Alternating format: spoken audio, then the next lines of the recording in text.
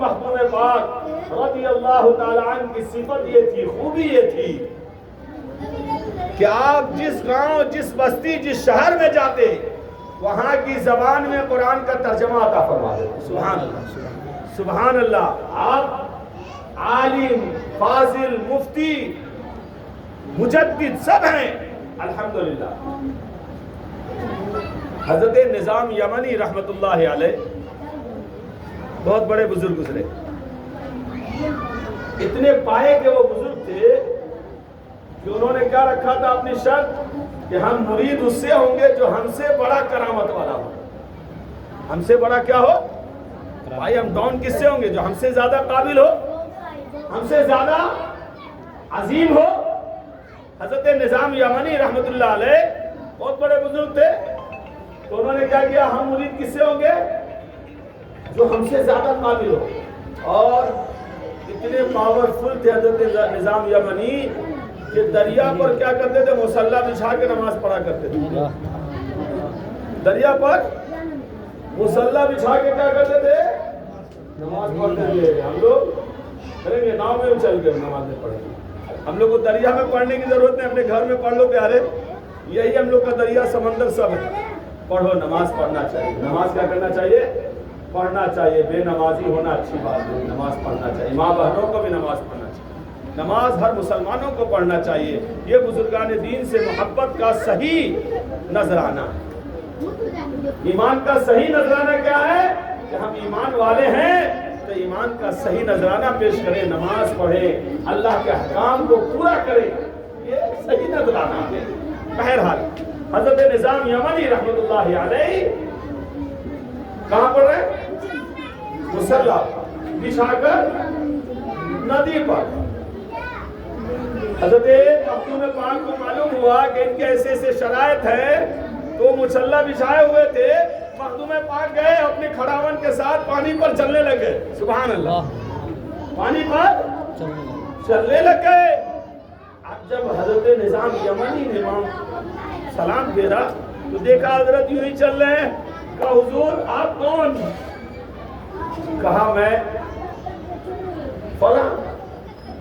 کہا کہ آپ تو ہم سے بھی زیادہ. تو آپ نے فرمایا کہ پانی پر چلنا یہ زیادہ کمال کی بات نہیں ہے، ایمان پر صحیح سالم سلامت رہنا یہ اس سے زیادہ. یہ کیا ہے؟ اس سے زیادہ بڑی بات ہے. کرامت ہم لوگ دیکھ کر کے ترنت میں، کرامت سے زیادہ بافیض استقامت ہے. دین پر استقامت ضروری ہے. میرے پیارے مخدوم پاک کی کرامت تو روزانہ دیکھی جائے. دیکھیے آپ اسٹیشن پہ اتریں گے مخدوم پاک کا فیضان جاری ہوگا. آپ گھر میں یہاں یاد کریں گے یہاں مخدوم پاک کا فیضان جاری ہے. الحمدللہ ہم لوگ تو معطر ہیں اور ایک جہان بھی معطر ہو رہا ہے. اور یہ جان لیجئے کہ مخدوم پاک کی بارگاہ میں ایسا نہیں کہ صرف ماننے والے جاتے ہیں. جو مخدوم کو نہیں بھی مانتے، جو پیر ولی کو نہیں مانتے، ولی سب کا وہ مانتے ہیں. واہ بے شک. ہندو، سکھ، عیسائی سب پہنچتے ہیں، مسلمان سب پہنچتے ہیں. آج تو آپ نے سنا یہاں پہ کہیں پہ ہرسنگھ پور ہے نا، ہرسنگھ پور ہے نا، وہاں پہ ولی اللہ کو ماننے والے کم لوگ ہیں. اللہ ماشاءاللہ اکا دکا ہوں گے. کیا ہوں گے؟ ہم کو کسی نے بتایا ہے جی ہے نا، اکا دکا ہوں گے. مگر معاملہ ان کا پھنسا تو وہ پہنچ گئے. سبحان اللہ، سبحان اللہ. اور ایسا پہنچے کہ صرف ایک دو دن نہیں، ہر سال وہ حاضری لگاتے ہیں اور کہتے ہیں کہ آج جو میرے گھر میں بڑائی ہے وہ مخدوم پاک کے فیضان سے جاری ہو ساری. سبحان اللہ. تو یہ فضل ربی ہے کہ ان کے گدا بھر دیتے ہیں شاہان زمانہ کی جھولی.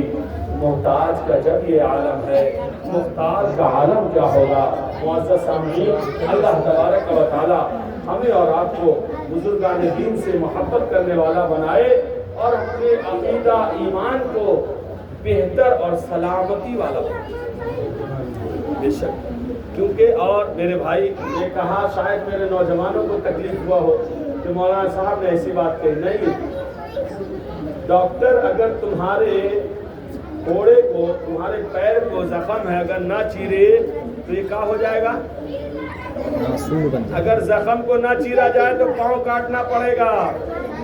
بولو تو پاؤں کٹوانا چاہتے ہو یا زخم کو اچھا کروانا چاہتے ہو؟ بولے اچھا ہوگا نا. اچھا بھائی عقل مند کون ہے؟ اگر پیسہ دے کر چرواتا ہے آدمی کہ نہ بھیا جان رہے تو جہان ہے، جان نہیں تو جہان نہیں، لنگڑا رہیں گے مگر جان تو بچا رہے گا نا. اسی طرح پیارے وہ ڈاکٹر دنیا کا ہے، تمہارے جسم کا ہے، تو ضرورت جہاں جہاں ہوتی ہے وہ دوا کھلاتا ہے. علماء کرام دین کے ڈاکٹر ہیں. تمہیں جو خرابی ایمان میں آتی ہے تو وہ تم کو انڈیکیٹ کرتے ہیں تاکہ تم ان برائی کو چھوڑ دو، تمہارے گناہ معاف ہو جائیں گے اور اللہ تبارک و تعالیٰ تمہیں جنت عطا فرمائے. بے شک. میرے پیارے بزرگ اور دوستو، یہ مقصد ہے اس بزم سے اصلاح مفاسد، مقصد ہے اس بزم سے اصلاح مفاسد. نشتر جو لگاتا ہے وہ دشمن نہیں ہوتا. آپ کے ہم دشمن نہیں ہیں، مگر اگر ہمارا بھائی، ہمارا بیٹا، ہمارا رشتہ دار آگ میں جلے اچھا لگے گا؟ بولیے اچھا لگے گا؟ کوئی ماں کو یہ پسند ہے کہ میرا بیٹا آگ میں جائے؟ تو جو نماز نہیں پڑھے گا وہ آگ میں جائے گا. اس کو کیا پسند کرتے ہیں؟ بولیے سٹا کھیلتا آپ کا بیٹا، آپ دن بھر محنت کما کے 400 روپیہ لاتے ہیں اور آپ کا بیٹا 4 منٹ میں 400 روپیہ لگا دے گا. بولیے برکت ہمارے گھر میں آئے گی؟ ہم نہ محتاج ہوں گے تو کون ہوگا؟ ہم نہ مفلس ہوں گے تو کون ہوگا؟ بولیے. اور اب تو ماں بہن اللہ اکبر، خالہ پھوپھو کا تو کہنا ہی نہیں. چھوڑیے یہ کیا اٹھا رہے ہیں؟ سموہ اٹھا رہی ہیں. سموہ سمجھتے؟ سموہ سمجھتے؟ آپ لوگ کیا بھی بیماری ہے کیا؟ آپ کیا بھی بیماری ہے کیا؟ توبہ کیجئے سب لوگ. کیا کیجئے؟ اس سے توبہ کیجئے. سموہ ارے عورتوں والا ہفتہ واری مہینہ واری چچا جان کہ کھائے کو کچھ رہے نہ رہے، آیا دروازے پہ مہمان، لاؤ ہفتے کا سامان. سموہ سمجھتے ہیں؟ میری ماں بہنوں اللہ کے لیے 100 مرتبہ توبہ کر لو. بھوکی رہ جاؤ مگر اپنے جسم میں حرام مت کھاؤ. خدا کے لیے جو جسم حرام کے خون سے بنے گا وہ ضرور جہنم میں جلے گا. اور ایک چیز بتا دے، ایک چیز اور بتا دے، سنیے ایک چیز اور بتا دے ختم کر دے تقریر.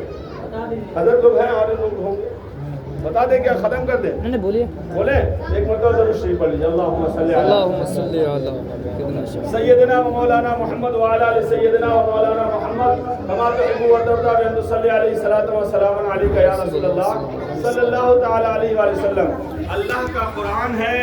اللہ تبارک و تعالیٰ نے فرمایا یمحق اللہ الربا ویربی الصدقات. اللہ نے کیا فرمایا؟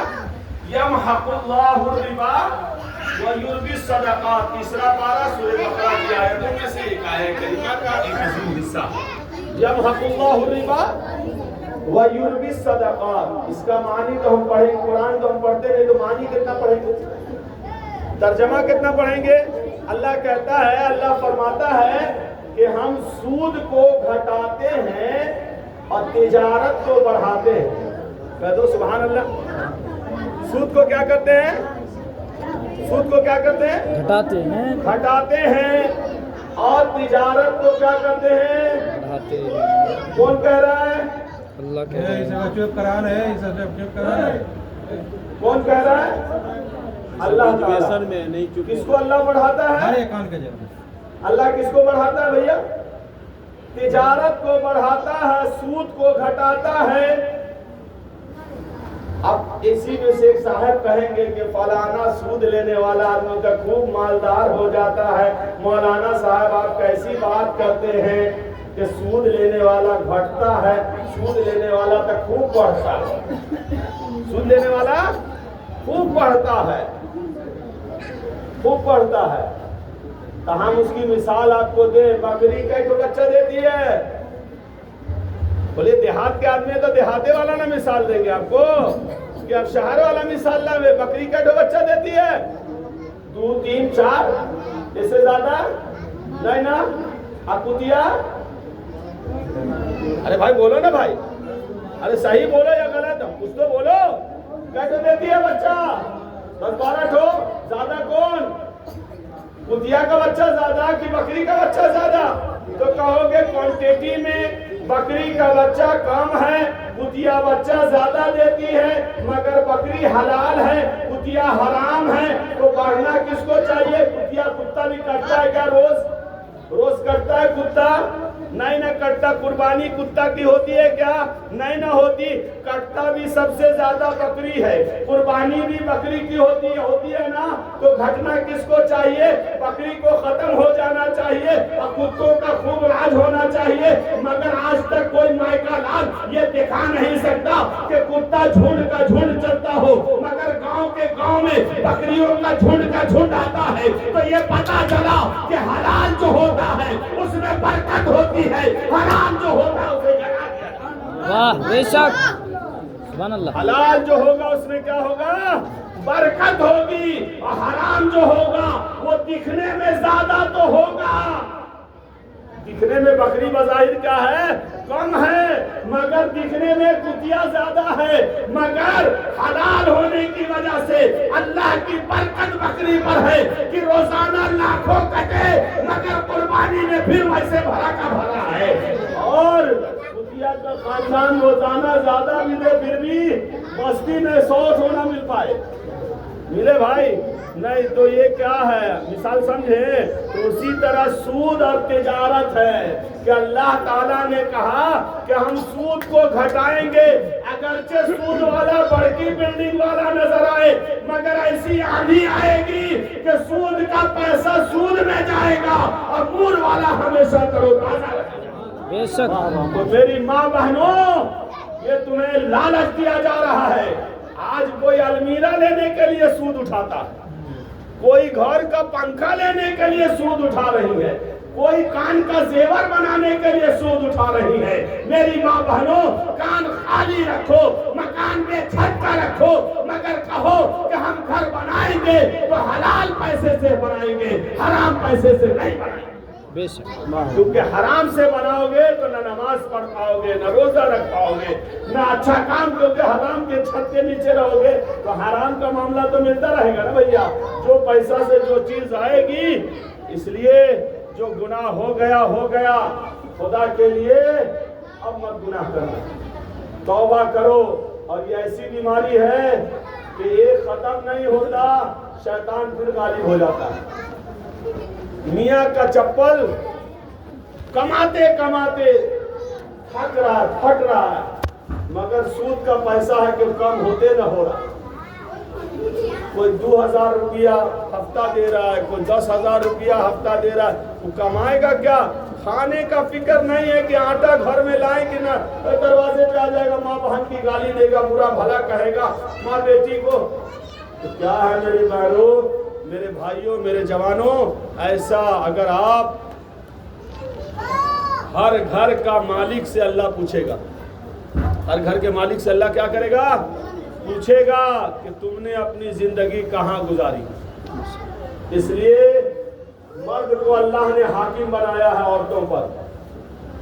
اگر عورتوں کو ہاتھ میں ڈورا دو گے, بھال کے ہاتھ میں کدال, گنجے کو ناخون, تو اپنا سر کھود کے کھا جائے گا. اسی طرح عورتیں ہیں, عورتوں کا کمان جب تک مردوں کے ہاتھ میں رہا تو راہیاب رہی, اور جب سے وہ حاکم بن گئی, چپل پیر میں پہننے کی چیز ہے, اسے کوئی کان میں لٹکا لے تو قصور بنانے والے کا یا لٹکانے والے کا؟ ارے بھائی بولیے نا. اللہ تعالیٰ نے عورت کو عورت بنایا ہے, نہ اللہ نے سر سے پیدا کیا نہ پیر سے پیدا کیا. عورت کو کہاں سے پیدا کیا گیا بھیا؟ ارے بھائی پسلی, وہ بھی کہاں, دایاں کی بایاں؟ بایاں میں کوئی چیز ہوتا ہے, دل ہوتا ہے. دایاں سے کائے نے پیدا کیا اللہ؟ بایاں ہی سے کائے پیدا کیا؟ اللہ چاہتا قادر والا ہے, دایاں سے کرتا تو نہیں پیدا ہوتا؟ بالکل ہوتا. تو اللہ تعالیٰ نے بایاں سے پیدا اس لیے کیا, سنیے غور سے سنیے, بایاں پسلی کے پاس